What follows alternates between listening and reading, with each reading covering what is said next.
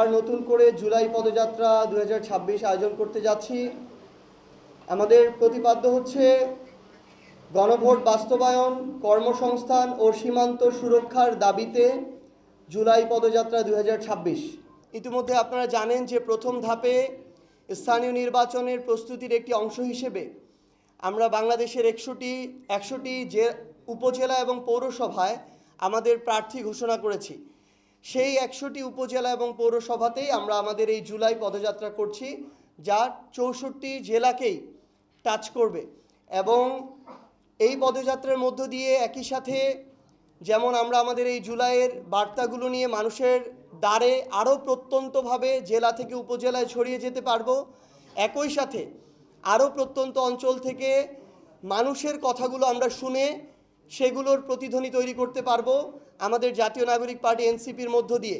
পাশাপাশি যেহেতু এনসিপি মাত্র অল্প কিছুদিন আগে আত্মপ্রকাশ হয় একটি রাজনৈতিক দল, এখনও 2 বছর পূরণ হয়নি, সেই জায়গা থেকে এর মধ্য দিয়ে আমরা ওই স্থানীয় পর্যায়ে যারা আমাদের প্রার্থী রয়েছেন তাদেরকে স্থানীয়ভাবে পরিচিত করে তোলা, সাংগঠনিক সক্ষমতা সেটি যাচাই করা এবং এই উপলক্ষে প্রোগ্রাম আয়োজনের মধ্য দিয়ে ওই উপজেলায় এনসিপির নতুন করে একটি অবস্থান তৈরি করা, এটিও আমাদের এই কর্মসূচিতে আমরা উপজাত হিসাবে পাবো বলে আমরা আশা করছি।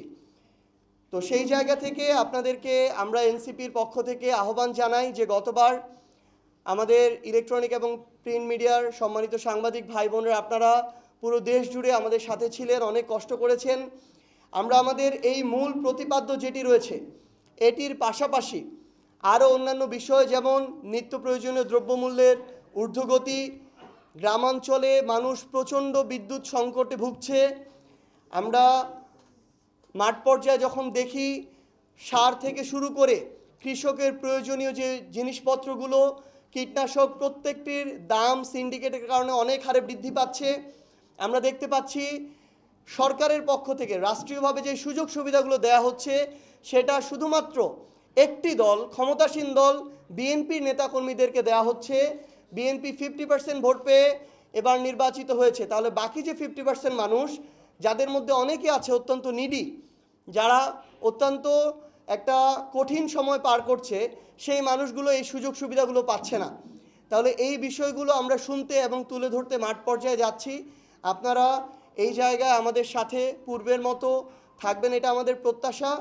এবং এই কর্মসূচির অংশ হিসেবে আমরা 16 তারিখে যখন আমরা রংপুরে থাকব, উত্তরাঞ্চলের আমাদের যে টিম সেটি পদযাত্রায় রংপুরে থাকবে 16 তারিখে সকালে 10টায়। আমরা যেদিন আমাদের জুলাই শহীদ দিবস, যেদিন আমাদের ভাই আবু সাঈদকে হত্যা করা হয়, সেদিন আমরা আবু সাঈদের কবর জিয়ারতের জন্য যাব এবং দোয়া মোনাজাতে সেখানে কর্মসূচিতে অংশগ্রহণ করব।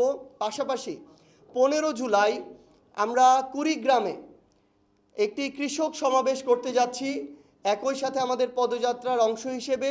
এবং সেই ঐতিহাসিক কৃষক সমাবেশের মধ্য দিয়ে জাতীয় নাগরিক পার্টি এনসিপির আরেকটি উইং, আরেকটি অঙ্গ এবং সহযোগী সংগঠন জাতীয় কৃষক শক্তির সেদিন